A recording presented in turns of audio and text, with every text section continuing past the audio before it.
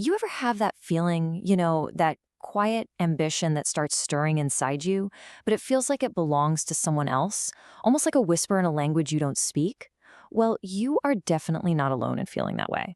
Today, we're going to dive into why that desire to create can feel so alien, and how it might just be the key to breaking through those invisible walls we all build around ourselves. So this quote, it's from the author of our source material. They were an architect, and their whole world got turned upside down by a novel. I mean, this just captures that feeling perfectly, doesn't it?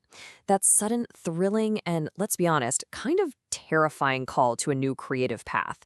It's like you're standing at the bottom of a massive mountain with no gear, just looking up and wondering, how on earth am I supposed to start climbing that?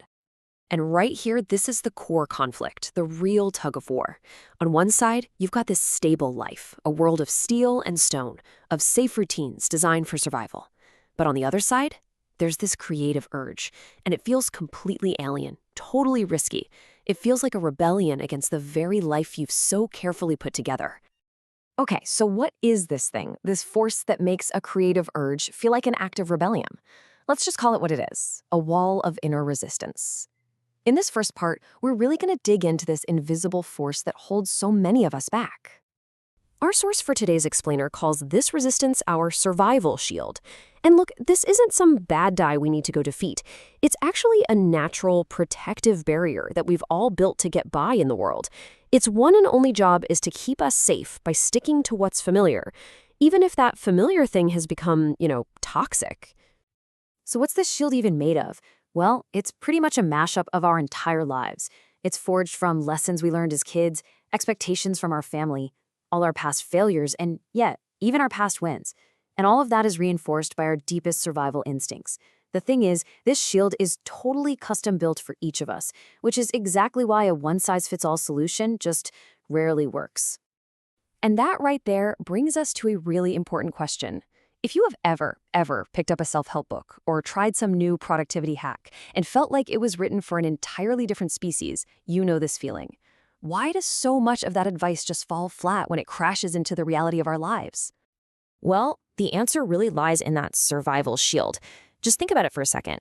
When someone tells you to just breathe, it can feel completely fake, kind of like you're trying to wear someone else's skin. Or how about this one? This is a sigh of resignation that I think a lot of us can relate to. This isn't about being lazy. It's the voice of that deep, ingrained resistance. It's that part of us that truly believes real change is for other people, not for us. And finally, there's this.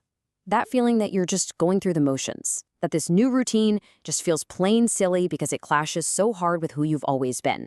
So here's the bottom line.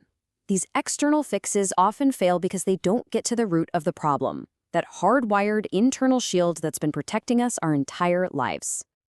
But here's where the story takes a turn. If all those external fixes don't work, then what does? Now we're going to talk about the transformative spark, the idea that creativity isn't just another routine you can try. It's the unique force that can actually melt that shield from the inside out. Let's go back to the journey of the writer from our source. This was not some overnight success story. Nope. It started 12 years ago with just a spark from a novel. And what came next was a long, lonely battle of trial and error, just a constant push against that inner resistance. And today, 6 essays. That's not a bestseller list for sure, but it is proof of a method that is slowly, painstakingly unfolding. It's a real testament to just sticking with it. And this power, it's nothing new. History is absolutely filled with examples of creativity being forged in the fire of personal struggle. Think about Frida Kahlo. She turned her immense physical pain into defiant, vibrant art. Or Anton Chekhov, who wrote stories that gave a voice to our inner struggles without pretending there were any simple answers. And then, as a user on X puts it so perfectly, art broke my despair. See, creativity isn't about escaping reality. It's about transforming it. And this, right here, is the key. It's not just about doodling or journaling for the sake of it. It's when your creative act lines up with a deep, personal intention, whether that's to understand, to express, or to connect. That's when the boundaries of that survival shield really start to dissolve. That's when your expression becomes limitless. This brings us to a really important point, the rewards.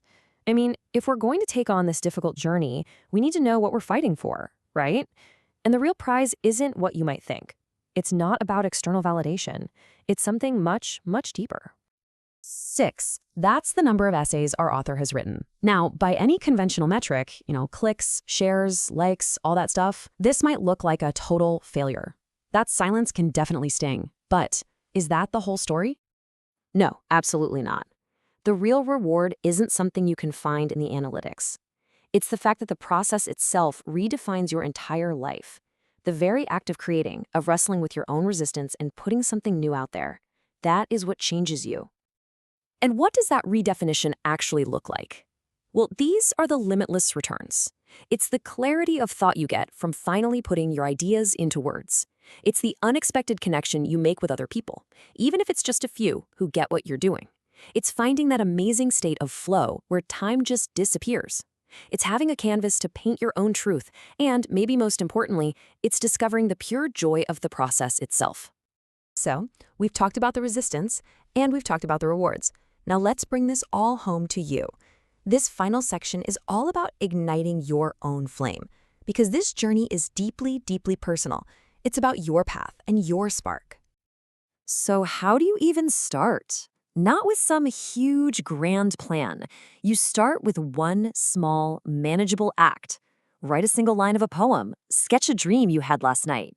Then, the really crucial second step is to embrace how alien and uncomfortable it feels. Don't judge it. Just notice it. And finally, listen. Just listen to your own inner dialogue. The answers you're looking for will evolve with every single step you take. Here's a powerful reminder from the natural world. Destruction, right, like a lightning strike, it's instant. But creation, a tree growing, a river carving its way through a canyon, that is a slow, patient process. It unfolds over time, nurtured by persistence, until it becomes this unstoppable force. Your creative journey is exactly the same, so be patient with it. And so we're going to end with this question. It's not for me to answer, it's for you. After everything we've talked about, the resistance, the rewards, those first small steps, what is the one creative spark, no matter how tiny or how alien it feels, that you will choose to nurture today?